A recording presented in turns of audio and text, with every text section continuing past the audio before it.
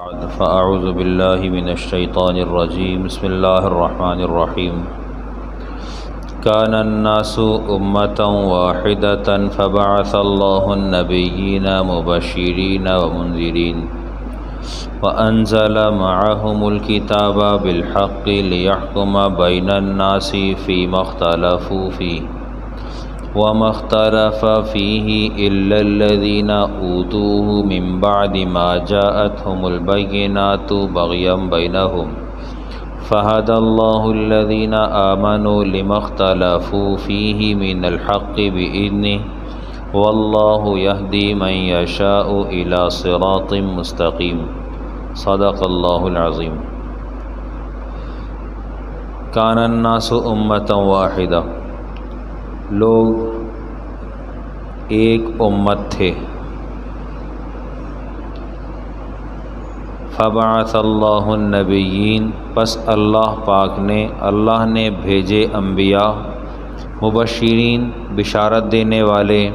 ومنذرین ڈرانے والے وانزل معہم الکتاب بالحق اور ان کے ساتھ نازل کی کتاب حق کے ساتھ لیحکم بین الناس فیما اختلفوا فیہ تاکہ فیصلہ کر دے لوگوں کے درمیان میں اس بارے میں جس میں وہ اختلاف کیا کرتے ہیں فیما اختلفوا فیہ وما اختلف فیہ الا الذین اوتوہ من بعد ما جاءتهم البینات بغیا بینہم نہیں اختلاف کیا اس میں مگر ان لوگوں نے جن کو اوتوہ من بعد ما جاءتهم البینات جن کو عطا کی گئی تھیں اس کے بعد کہ آئیں ان کے پاس نشانیاں بغیا بینہم آپس میں عناد کی وجہ سے سرکشی کی وجہ سے بغیا بینہم فہدی اللہ الذین آمنوا پس اللہ نے ہدایت دی ان لوگوں کو جو ایمان لائے لما اختلفوا فیہ من الحق بإذنہ اس چیز میں ہدایت دی جس حق کے بارے میں لوگوں نے اختلاف کیا تھا واللہ یہدی من یشاء الی صراط مستقیم اور اللہ ہدایت دیتا ہے جس کو چاہتا ہے سیدھے راستے کی طرف کان الناس امۃ واحدہ لوگ ایک امت تھے ایک امت تھے کب کہتے ہیں کانا قبل وجود الشرکی فیہم امۃ واحدہ علی الاسلام والتوحید وذالک قبل نوح علیہ الصلاۃ والسلام نوح علیہ الصلاۃ والسلام کی قوم کے آنے سے پہلے امت ایک ہی تھی لوگ اسلام اور توحید کو جانتے تھے اسلام اور توحید کے علاوہ اور کچھ نہیں جانتے تھے یہ وجود شرک سے پہلے کا معاملہ ہے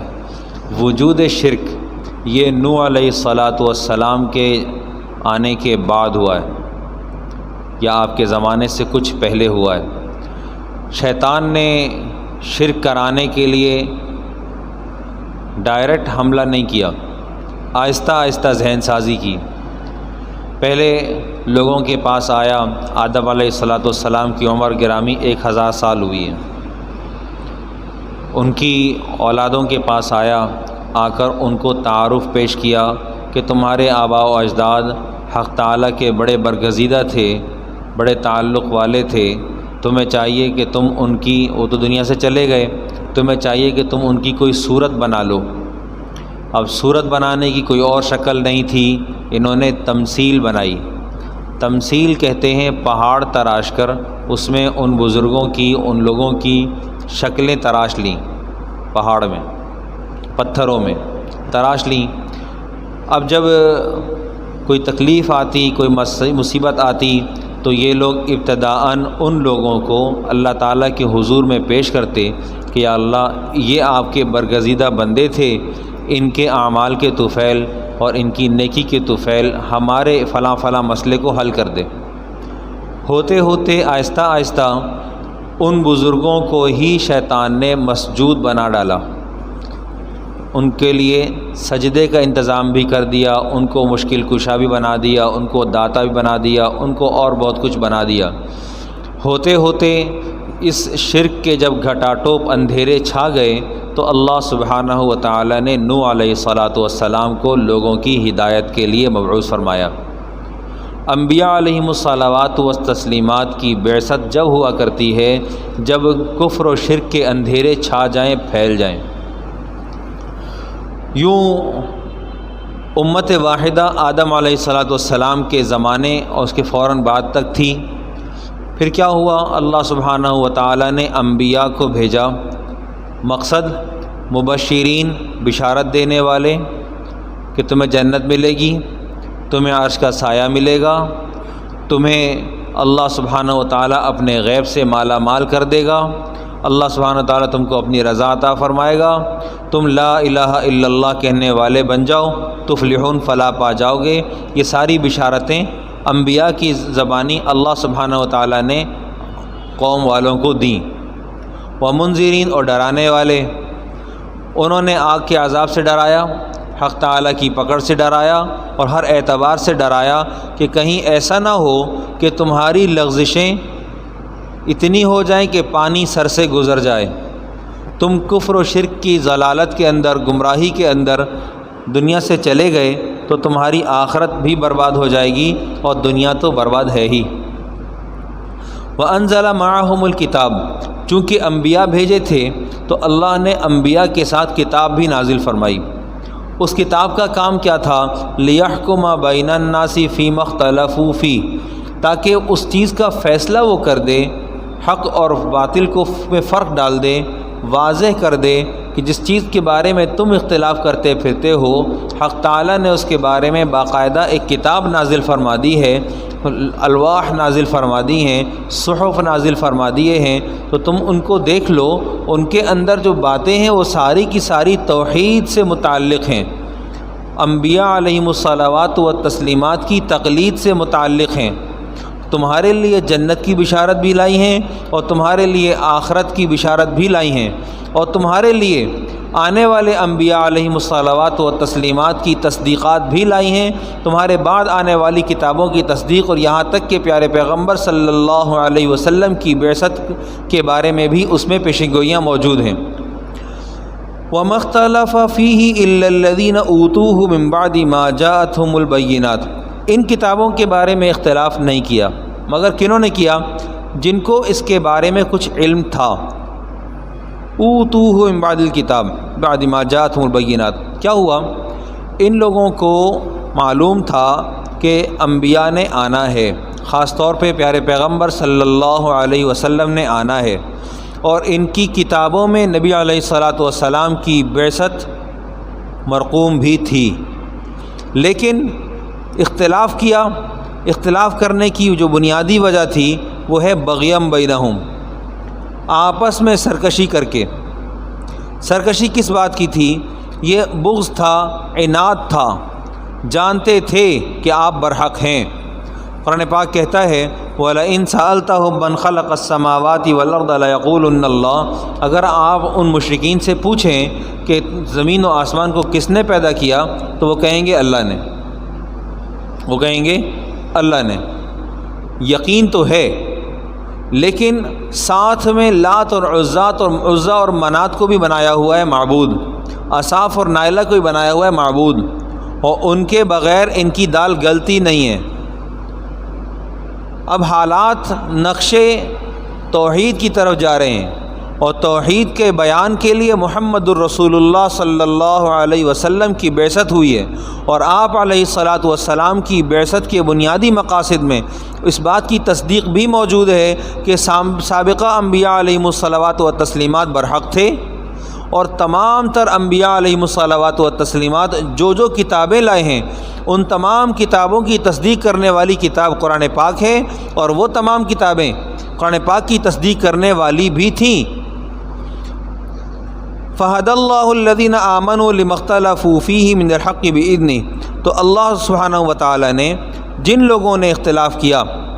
ان لوگوں کو چھوڑ کر ان لوگوں کو ہدایت عطا فرمائی جنہوں نے ایمان کے لیے اپنے آپ کو کھپا دیا، جیسے زبیر ابن عوام رضی اللہ تعالی عنہ۔ آپ کے چچا نے آپ پر سختیاں کی، اور ایسی سختی کہ آپ کو پہلے باندھا، پھر اپنے نوکروں سے کہا، اپنے غلاموں سے کہا کہ خشک غلاظت لے کر آؤ اور اس کو لا کر جلاؤ، اور جب اس کا دھواں اٹھے گا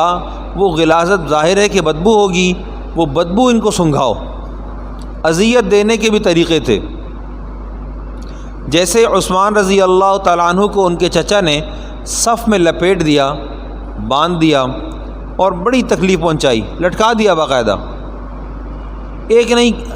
خباب رضی اللہ تعالیٰ عنہ کے بعد بہت سارے صحابہ جنہوں نے تکلیف بھگتی ہے، بہت اذیت بھگتی ہے، ان لوگوں کو اللہ سبحانہ وتعالیٰ نے ہدایت عطا فرمائی تھی تو وہ اپنی ہدایت پر قائم بھی تھے، اور ایسے تھے کہ ان کو پھر جب کلمہ پڑھ لیا تو کلمے کے بعد ان کو پھر کوئی اور چیز لذت نہیں دیتی تھی، دنیا کی چاشنی، دنیا کی محبت ان کے اوپر کبھی بھی اثر انداز نہیں ہو سکی۔ فہد اللہ الذین آمنوا، بس اللہ نے ان لوگوں کو ہدایت دی جو ایمان لائے، لما اختلفوا فیہ من الحق بإذنہ، اس چیز کے بارے میں ہدایت عطا فرمائی جس حق میں لوگوں نے اختلاف کیا تھا، جس کے بارے میں لوگوں نے بھرپور اختلاف کیا، اللہ سبحانہ و تعالی نے اس اختلاف کو ان کو سمجھا دیا، وہ لوگ ایمان لائے اور ڈٹ گئے۔ ان لوگوں نے ایمان کو اپنے اندر میں رسوخ تک پہنچایا، ان کے پاس کوئی دوسری رائے نہیں تھی، اس حد تک چلے گئے جس طرح ابوبکر رضی اللہ تعالیٰ عنہ ایک زندہ مثال، آپ علیہ الصلاۃ والسلام نے جتنی باتیں ارشاد فرمائیں، ایک ایک بات پر ابوبکر رضی اللہ تعالیٰ عنہ نے تصدیق فرمائی۔ معراج کا واقعہ وہ شاہد ہے، تشریف لائے نبی علیہ الصلوۃ والسلام معراج سے، آپ نے آ کر اطلاع دی کہ میں آسمانوں پہ سفر کر کے آیا ہوں۔ لوگوں نے ابوبکر رضی اللہ تعالیٰ عنہ کو پکڑا، ان سے پوچھا کہ تمہارے نبی تو ایسے سے کہتے ہیں، انہوں نے کہا ہے کہ جی ہاں انہوں نے کہا ہے، انہوں نے کہا ہے تو تم سچ کہہ رہے ہو تو پھر واقعتاً ایسا ہوگا۔ نبی علیہ الصلوۃ والسلام کی سے پوچھنے سے پہلے آپ نے ان کی بات کی سچائی کی تصدیق کر دی کہ ہوگی بات، تو ایسا کہا ہے تو حق ہے۔ ہم اپنی آنکھوں سے اپنے حالات کو دیکھ کر پھر بھی حق سبحانہ و تعالیٰ کی ذات اقدس پر کامل ایمان نہیں رکھتے۔ ہمارا مشاہدہ موجود ہے، لیکن مشاہدے کے بعد اگرچہ کا سہارا لے کر ہم اسباب توکل کو ترک کر دیتے ہیں، جبکہ ان لوگوں کے پاس نہ تو مالی اسباب مضبوط تھے بلکہ اپنی جانیں مال دے دے کر چھڑائی ہیں، اپنا مال خرچ کر کر کے، مال فدیتاً دے دے کر اپنی ذات کو لوگوں کے عذاب و عقاب سے چھڑایا ہے۔ ابوبکر رضی اللہ تعالیٰ عنہ نے بلال رضی اللہ تعالیٰ عنہ کو خریدا اور خرید کر آزاد فرمایا۔ ایک نہیں، کئی سارے صحابہ رضوان اللہ علیہم اجمعین۔ ہم نے حضرت صہیب رومی والا واقعہ بھی کچھ دن پہلے سنا تھا، پڑھا تھا۔ حضرت صہیب رضی اللہ تعالیٰ عنہ بلا کے تیر انداز تھے، قد کے چھوٹے تھے، بہت خوبصورت تھے، قبیلہ نمریہ والے تھے، اور تمام صحابہ کرام ہجرت کر چکے۔ عمر رضی اللہ عنہ جانا تھا، وہ بھی چلے گئے، یہ اکیلے رہ گئے۔ ایک کافر ان کا مخروص تھا، اس نے کہا اس سے پہلے کہ یہ مجھ سے قرض کا تقاضا کریں، بہتر یہ ہے کہ میں ان کے پیچھے کچھ لوگوں کو لگا دوں۔ مقصود اس کا یہ تھا کہ میرا وہ قرضہ چھوڑ دیں۔ صہیب روانہ ہو گئے، مدینے جا رہے ہیں، پیچھے سے اس نے اوباش لوگوں کو آمادہ کیا، لڑکوں کو آمادہ کیا، اور وہ لڑکے ان کے پیچھے آ گئے۔ بلا کے تیر انداز تھے، یہ پہاڑی کے اوپر چڑھ گئے، انہوں نے وہ ٹیلے کے اوپر رکھا، اپنے آپ کو مضبوط مچان بنا لی، اپنا مورچہ سنبھال لیا، سامنے تیر رکھے، کہا جی تم لوگ مجھ سے نہیں بچ سکتے، اور جب یہ تیر ختم ہو جائیں گے تو اس کے بعد میں تلوار سے لڑوں گا۔ اچھا ٹھیک ہے، تم ایسا کرو، جو تمہارا میرا قرضہ تمہارے ذمہ ہے تو تم قرضہ چھوڑ دو، جو میں نے تمہارا قرضہ دینا ہے وہ تم چھوڑ دو۔ مقصد بھی یہی تھا۔ ایک نہیں، کئی سارے صحابہ کرام رضوان اللہ علیہم اجمعین اپنے مال کو چھوڑ کر اپنی جانیں بچا کر لے کر آئے مدینہ منورہ، اور اتنی بڑی قربانی۔ حالات کیا تھے کہ ایک بار نبی علیہ الصلوۃ والسلام کی خدمت میں آ کر ایمان کی لذت کو چکھ لیا تھا، جس کو قرآن پاک نے یوں کر کے کہا صبغۃ اللہ، اللہ کا رنگ، ومن احسن من اللہ صبغہ، اللہ سے اچھا رنگ اور کس کا ہوگا، کون رنگ چڑھائے گا۔ جس کو اللہ نے اپنا رنگ چڑھا دیا، جس کو اللہ نے اپنی محبت دے دی، اپنا عشق دے دیا، اس کو تو پھر حق تعالیٰ کے بغیر مزہ نہیں آئے گا۔ اس کو دنیا کی روشنیاں، دنیا کی چکا چوند اس کو گمراہ نہیں کر سکتی، اس کو اپنی طرف مائل نہیں کر سکتی۔ دنیا خائب و خاسر ہے، دنیا خسارے کا سامان ہے۔ ایسا نہیں ہے کہ دنیا کا اپنے پاس، انسان کے پاس دنیا کا دستیاب ہونا یہ غیر مستحسن ہے، اچھا نہیں ہے۔ نہیں، اچھا ہے۔ اگر اچھا نہیں ہوتا تو زکوٰۃ کے احکامات کیوں آتے؟ زکوٰۃ انسان کے اوپر فرض جب ہوگی جب اس کے پاس مال موجود ہوگا اور اس مال کے اوپر سال گزر بھی گیا ہوگا۔ مال کا ہونا یہ برا نہیں ہے، مال کا ہونا اس لیے کہ وہ دنیا سے انسان کو لگاؤ دے دے اور اللہ سے غافل کر دے، یہ مال خطرناک ہے۔ یہ وہ مال ہے جس کی محبت انسان کے اوپر غالب ہو اور قرآن پاک اس شخص کو مخاطب کرتا ہو، وَيْلٌ لِكُلِّ هُمَزَةٍ لُمَزَةٍ۔ قرآن پاک کہتا ہے کہ ایسے شخص کے لیے ہلاکت ہے۔ وہ کون سا شخص ہے؟ يَحْسَبُ أَنَّ مَالَهُ أَخْلَدَ، اس کا مال اس کے پاس ہمیشہ رہے گا۔ الَّذِي جَمَعَ مَالًا وَعَدَّدَ، وہ شخص جو اپنا مال جمع کرتا رہتا ہے اور گنتا رہتا ہے، اور پھر اس کا گمان یہ ہے کہ وہ مال ہمیشہ اس کے پاس رہے گا۔ اسے تو خود دنیا سے چلے جانا ہے۔ جب یہ دنیا سے جائے گا، کتنے بڑے بڑے بادشاہ گزرے ہیں، بہت مالدار تھے۔ قارون کی مثال کم ہے۔ اس قارون کے پاس اتنا مال تھا، اس کے مال کی چابیاں اونٹ لے کر چلا کرتے تھے، لیکن پھر کیا ہوا؟ اللہ سبحانہ و تعالیٰ کی پکڑ کا نتیجہ بنا، پکڑ کا نشانہ بنا۔ ہمیں اس بات کو سمجھنا پڑے گا۔ میں یہ کہتا ہوں، اگر اس زمانے میں قارون، حامان، فرعون کے پاس مال تھا تو اس زمانے میں ہمارا مسلمان ان لوگوں سے زیادہ تعیشات کی زندگی گزار رہا ہے۔ ان کے پاس حالات اے سی والے نہیں تھے، ان کے پاس حالات ایسے نہیں تھے کہ ان کا مال چھپ سکتا ہو، ان کا مال ظاہر تھا۔ ہمارا مال محفوظ ہو جاتا ہے، ہمارا مال ہماری ذات پر ظاہر ہو یا نہ ہو، ہم دونوں حیثیتوں میں اپنے مال کے امین ہو سکتے ہیں۔ ہمارا مال ایسا ہے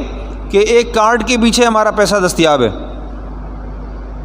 ایک فائل کے پیچھے ہمارا پیسہ دستیاب ہے۔ ہمارے گھروں میں جس طرح کی عمارتوں میں ہم رہتے ہیں، اس طرح کی عمارتیں انہوں نے اپنے خواب و خرگوش میں بھی نہیں دیکھی تھیں۔ جس طرح کے حالات میں، جس طرح کے انداز میں ہم سفر کرتے ہیں، ان کا سفر گھوڑوں پر، اونٹوں پر، خچروں پر، گدھوں پر ہوتا تھا، اور ایسا سفر تھا کہ اگر گھوڑے کی سواری کر لے انسان تو اس کے بعد اس کی ہمارے تو جوڑ جوڑ ہل جائیں۔ اور ہمارے زمانے میں سفر اتنا آسان، خواہ وہ جہاز کا ہو یا کار کا یا ٹرین کا، اتنی سہولت۔ ہم اندازہ لگائیں کہ ہم اس دور میں جس میں ہم جی رہے ہیں، یہ دور ہمارا سابقہ امتوں کے مقابلے میں بہت اچھا ہے۔ اور قرآن پاک نے اس کا تذکرہ یوں کر کے کہا، وَيَخْلُقُ مَا لَا تَعْلَمُونَ، اللہ وہ کچھ پیدا کرے گا جو تم نہیں جانتے، جو تم نہیں جانتے۔ ان کے تصور میں نہیں تھا کہ بغیر تیل کے روشنی ہوگی، ان کے تصور میں نہیں تھا کہ بغیر لکڑی کے آگ جل جائے گی، ان کے تصور میں نہیں تھا کہ بغیر کسی خوراک کے انسان جی سکے گا۔ ایسے ایسے نقشے، ایسے ایسے امراض کا علاج، ہر چیز اللہ سبحانہ و تعالیٰ نے انسان کے اوپر کھول دی، اور جا کر انسان سائنس کو لے کر حق تعالیٰ سے ٹکرا گیا۔ ترقی کی بھی ایک سرحد ہوتی ہے، حدود سے تجاوز کیا تو اللہ سبحانہ و تعالیٰ کی پکڑ کا سامنا بھی کرنا پڑا۔ قرآن پاک میں ارشاد ہے، واللہ یہدی من یشاء الی صراط مستقیم، اللہ سبحانہ و تعالیٰ جس کو چاہتا ہے صراط مستقیم کی طرف راستہ دیتا ہے، ہدایت دیتا ہے۔ صراط مستقیم کیا کہتے ہیں؟ کہتے ہیں الاسلام المفضی بصاحبہ الی السعادہ والکمال فی الحیاتین، ایسا اسلام جو اپنے ساتھی کو، اپنے اپنانے والے کو سعادت کی طرف لے جائے، تکمیل ایمان کی طرف لے جائے، فی الحیاتین، دونوں زندگیوں میں، یعنی دنیاوی زندگی میں بھی اور آخرت کی زندگی میں بھی اللہ سبحانہ و تعالی اپنے دین پر کمال حکمہ حقہ عمل کی توفیق عطا فرمائے۔ وآخر دعوانا الحمد للہ رب العالمین۔